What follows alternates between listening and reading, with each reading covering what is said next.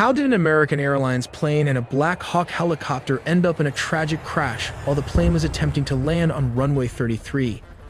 In the videos ahead, we'll take a closer look at the final hours leading up to the crash, the confusion between the PAT-25 VIP military helicopter and the air traffic controller, and how the rescue operation is being carried out. More details all in the video ahead. The plane had departed from Wichita Dwight D. Eisenhower National Airport in Kansas earlier that evening. A PSA Airlines aircraft, operated under American Airlines and identified as Flight AA5342, collided midair with a military Black Hawk helicopter at approximately 9 p.m. on Wednesday, January 29, 2025.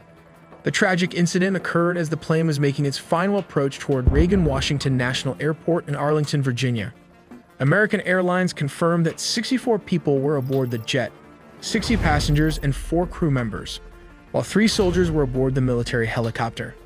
This plane's radio transponder stopped transmitting about 2,400 feet, which is around 730 meters short of the runway, roughly over the middle of the river.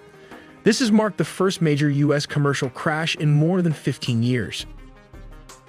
From an aerial perspective, it is evident that Flight AA5342 was approaching the airport from the south, descending over the scenic Potomac River. This area is known for its proximity to several iconic landmarks, such as the Pentagon, located nearby in Pentagon City. To the north, one can spot the striking dome of the United States Capitol building, a symbol of American democracy. The Potomac River, which encircles the airport and much of Arlington, serves as a natural boundary and offers breathtaking views for arriving flights. However, this area is also densely trafficked, both by air and on the ground, adding to the complexity of air traffic management in the region. American Airlines Flight 5342, which we'll refer to as the landing flight, was on its final approach to runway 33. At this stage, called short final, the aircraft was mere moments from landing, flying at an altitude of about 400 feet. This is the most critical phase of landing, where every second counts and pilots are laser-focused on safely bringing the plane down.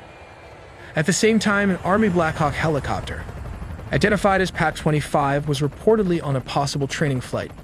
It was flying perpendicular to the flight path of Flight 5342, following the course of the Potomac River.